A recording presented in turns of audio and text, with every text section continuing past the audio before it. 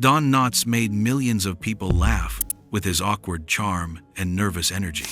But behind the scenes, his life was anything but simple.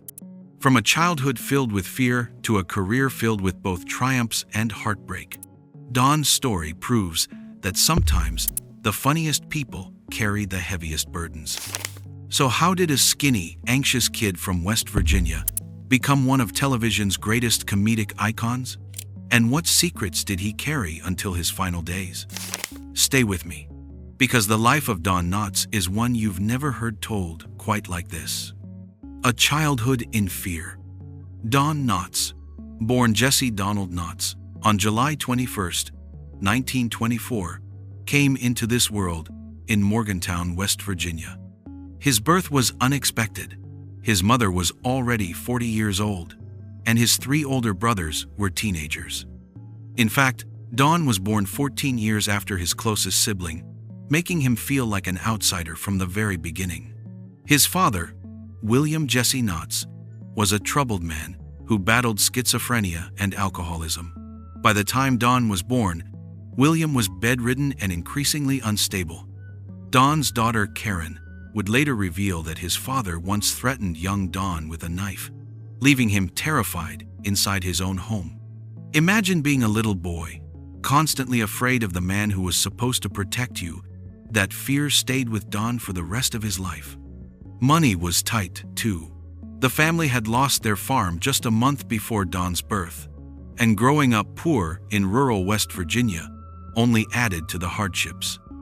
Don was pale, thin, often sick, and carried himself with a nervous energy even as a child.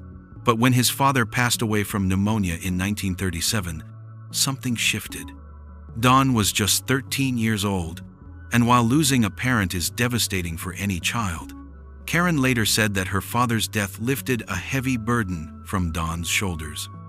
Without his father's torment, Don began to find a little freedom. He stood up to his older brother who had bullied him, and in high school, he started coming into his own. Against all odds, Don became class president, wrote for the yearbook, and even made his first best friend. On the outside, he looked like a kid finding his way. But deep down, he never forgot the fear and insecurity of his early years, finding escape through comedy. Even while struggling inside, Don found a way to cope with his imagination. He created characters, voices, and eventually a ventriloquist dummy he named Danny. With Danny by his side, Don began performing, slowly stepping into the spotlight that would eventually define his life. Comedy became his safe space, his way of transforming pain into laughter.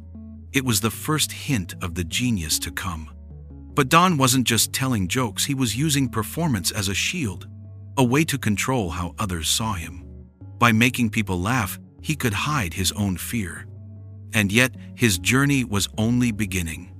After his freshman year of high school, Don shocked everyone when he decided to join the U.S. Army. The soldier who made soldiers laugh. No one thought the frail, sickly boy would ever pass military requirements. But he did. And in 1943, at just 19 years old, Don found himself serving in the Army's Special Services branch during World War II. Rather than carrying a gun into battle, Don carried jokes.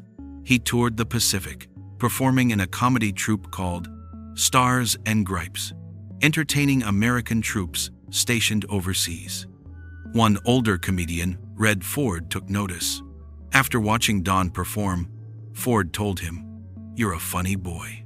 Those words stuck with Don for the rest of his life. It was the validation he had craved since childhood.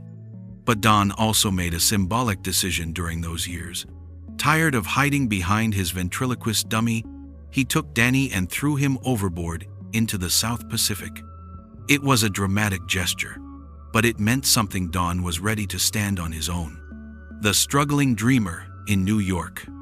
When Don returned from the war in 1946, he didn't waste time.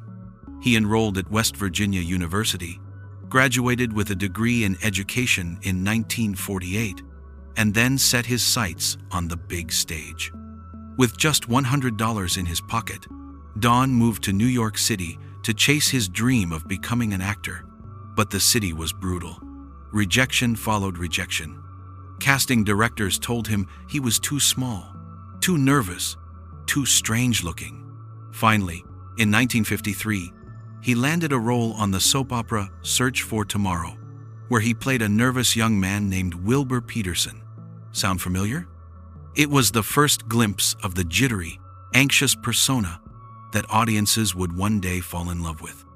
7 years later, Don's big break came on Broadway, in No Time for Sergeants. That play paired him with a young actor named Andy Griffith.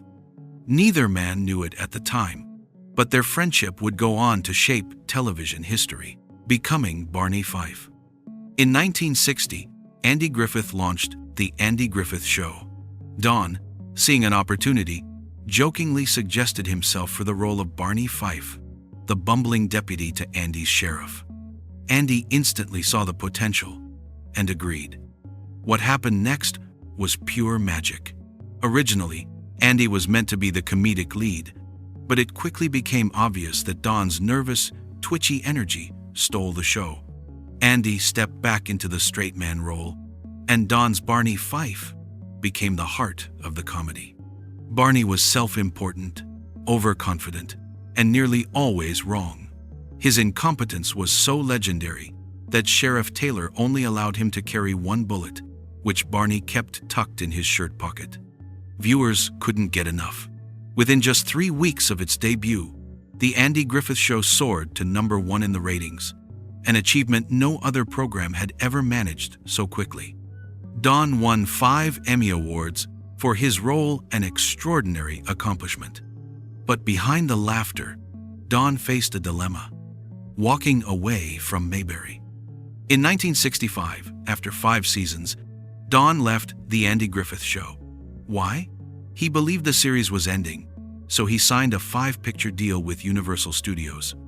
When Andy later announced he'd continue the show, Don was already committed elsewhere. It was a gamble.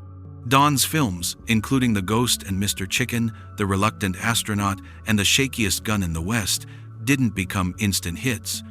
Critics brushed them aside. But over the years, they grew into cult classics. Comedians like Jim Carrey and Martin Short have both credited Don's film work as a major influence. Jim Carrey once told him personally, "I watched The Ghost and Mr. Chicken 100 times as a kid." Even after leaving the show, Don returned occasionally to Mayberry for guest appearances. Each time, he reminded the world why he was one of the greatest comedic actors of his generation. But while his professional life was still moving, his personal life was becoming increasingly complicated. The man behind the laughter.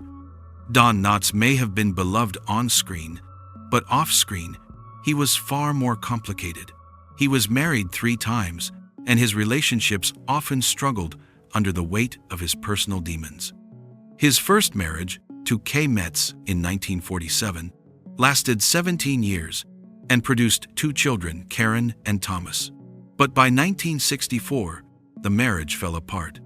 10 years later, Don married again, this time to Lauralee Chuchna. But this relationship was rocky. Don battled depression and later developed macular degeneration, a condition that slowly robbed him of his central vision. Lauralee admitted that his declining health played a role in their separation. It wasn't until 2002 that Don married for the 3rd and final time to actress Frances Yarborough. Despite their age gap, he was in his 70s, she in her 20s. When they first met, they shared a bond that lasted until his death. Don's daughter, Karen, later revealed that her father was mercurial, often moody, and frequently depressed. He was a man who could make the world laugh, but struggled to find peace in his own life. Reinvention in the 70s and 80s. In 1979, Don took on a new role that reintroduced him to younger audiences. He joined the cast of Three's Company as Ralph Furley, the flamboyant, clueless landlord who strutted around in loud suits and ascots. At first, the cast was intimidated. Don Knotts was already a legend, but his energy and professionalism quickly won them over. When Suzanne Summers left the show, Don's role expanded even further, and once again, he stole scenes with his unique brand of comedy. He stayed with the show until 1984, proving that his career was far from over. He later reunited with Andy Griffith in Return to Mayberry in 1986, and again on Matlock from 1988 through 1992. Even in his later years, Don found ways to surprise audiences. In 1998, he played a mysterious TV repairman in the critically acclaimed film Pleasantville, showing he could still deliver depth alongside humor. The final years. As Don aged, his health declined. He battled macular degeneration, which left him unable to drive or read. In the early 2000s, he was diagnosed with lung cancer. Despite the pain, Don's humor never faded. His daughter Karen recalled that even on his deathbed, he cracked jokes that had his family laughing so hard they had to step out of the room. "He was dying, but he made us laugh hysterically," she said.